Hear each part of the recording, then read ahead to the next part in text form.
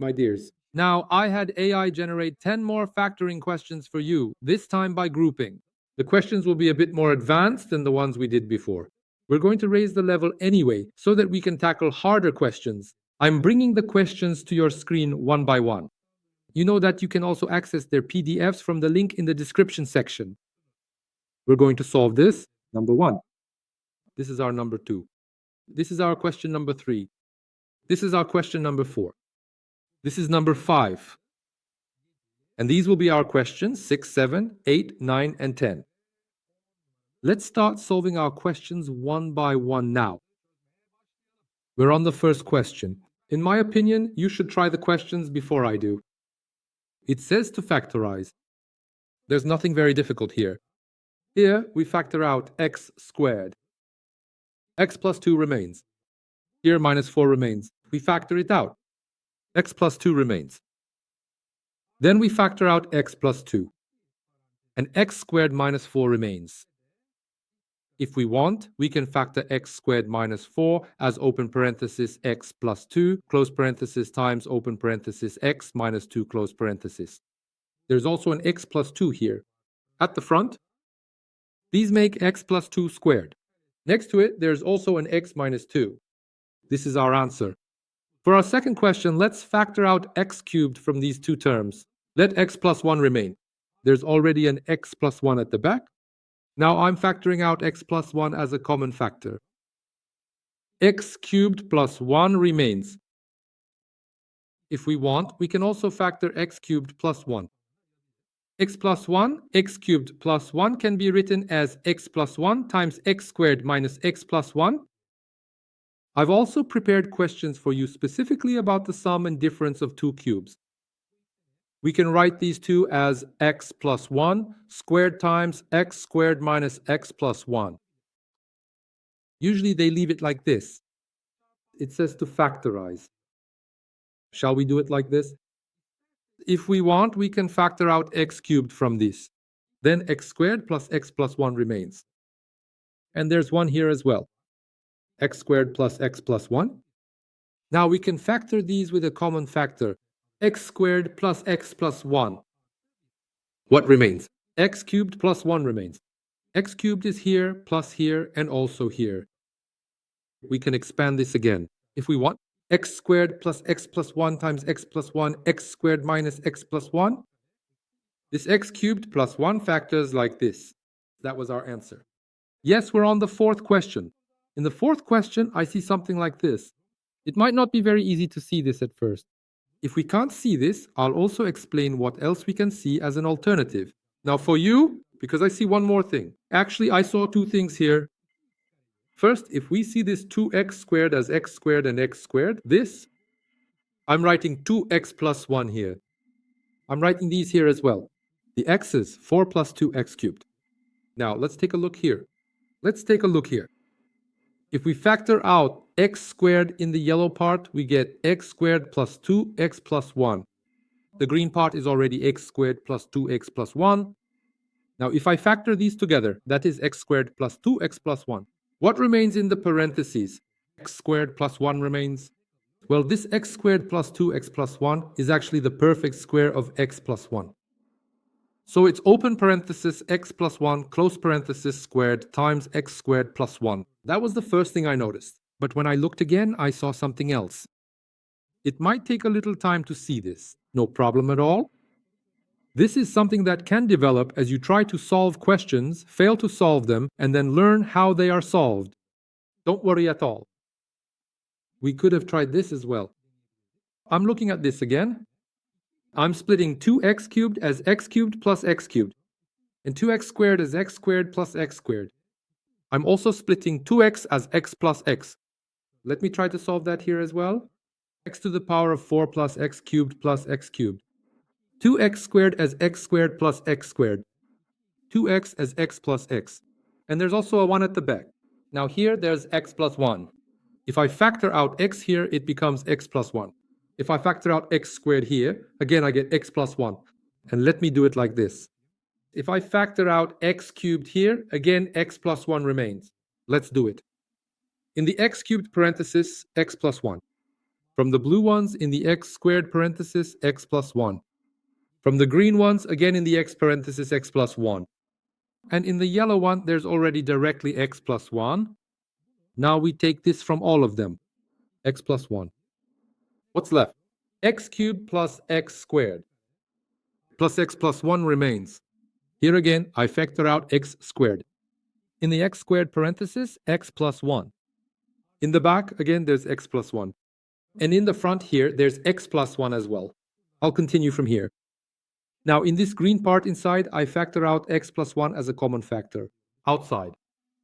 And there was another x plus 1 in front of the door, so it became squared. What's left inside? This one. When we factor these and this together, we get x squared plus. There's also a 1 here. What's left is x squared plus 1. Are we good? That was nice. That was number 4. Weren't the others nice too? I think they were nice. This one was nice too. This one was nice too. This one was nice too. No, I mean, let's put a star on the ones that are a bit hard, not the ones that are too hard. Let's put a star. Now let's look at this one. What to do? Is it like we factored out x to 5. What's left is x plus x minus 1. Here we factored out x squared. What's left is x squared minus 1. And here we already have x minus 1. Now I'm taking out the x minus 1s, right? But of course this is a bit, let's try and see. Otherwise I'll explain something else. Now I factored out x minus 1. X to the power of 5 is left, there's x squared. When you factor out x minus 1 from this, x plus 1 is left, x plus 1. Plus there's also a 1 here, like this. Will it be difficult to do it from here? Let's distribute this. X to the power of 5 plus x to the power of 3. Plus x squared doesn't exist. Plus 1. It won't be difficult. X minus 1. Now I'm taking the cubed x out of the equation here. X cubed in parentheses x squared plus 1. And behind it, there's an x squared plus 1. There is. Here we also have x minus 1. Now I'm factoring out x squared plus 1. We're left with x cubed plus 1. Here we also have x minus 1. Let's also factor x cubed plus 1, x plus 1. X squared minus x plus 1. Here we have x squared plus 1. And we also have x minus 1. This is our answer.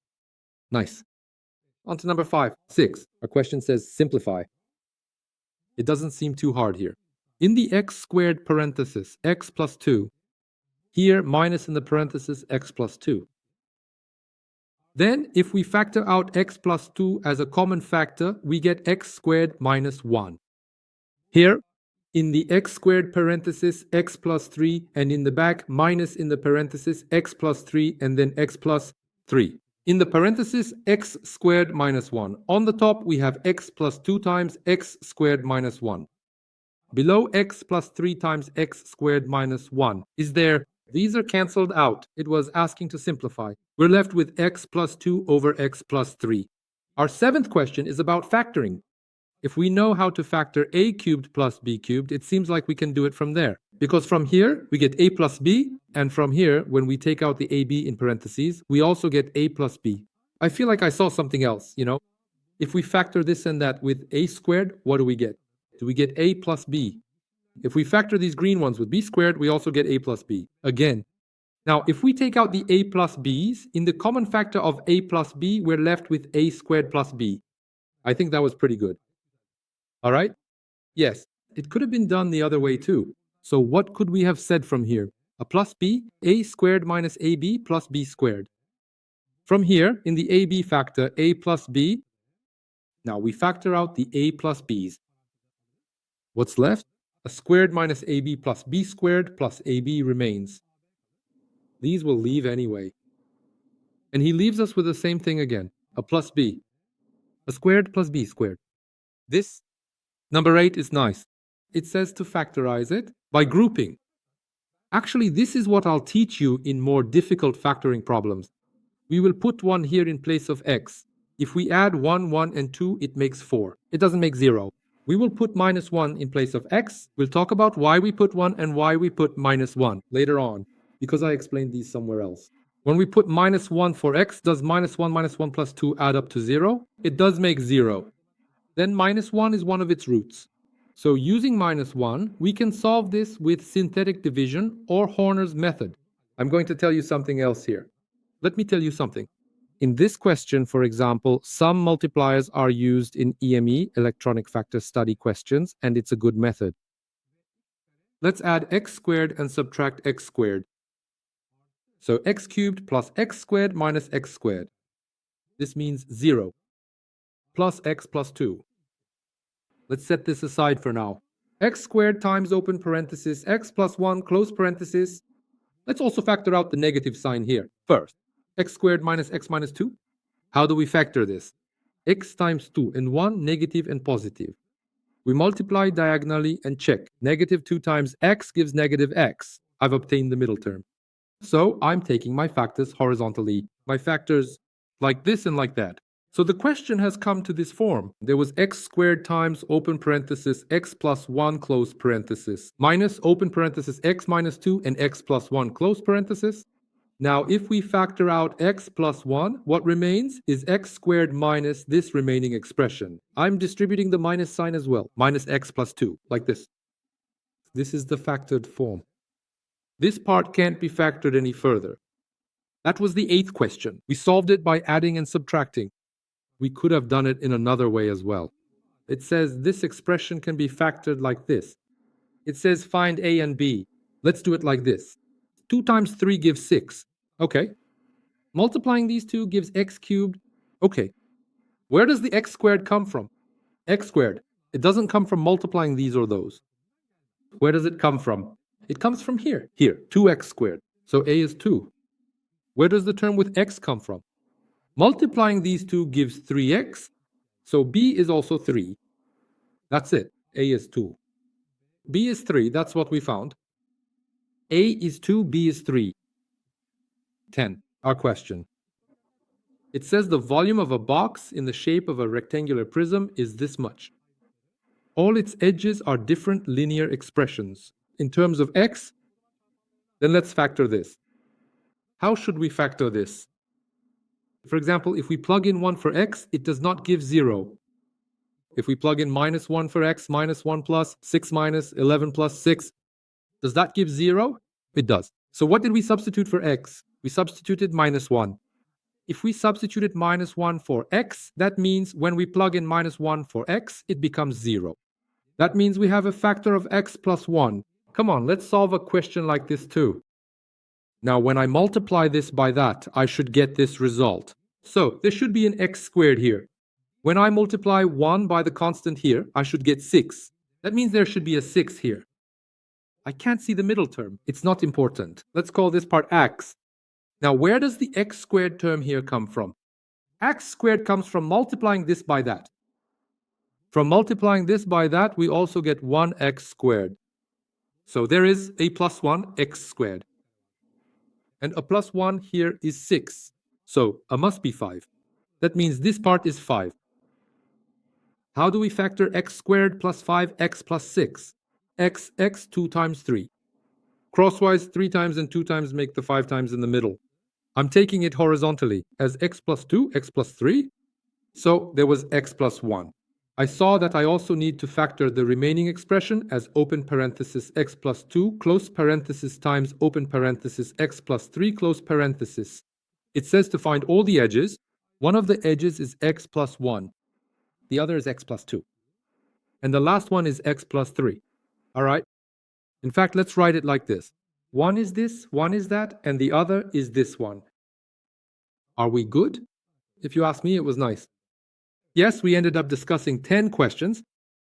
In my opinion, you should try solving these again on your own. By registering for our school community, you can get the clean PDF and the solution PDF from the link there. Again, from the comments or from our school community. I would also like to see questions like this included. If you say so, you can send them to me. See you in the next one. Goodbye.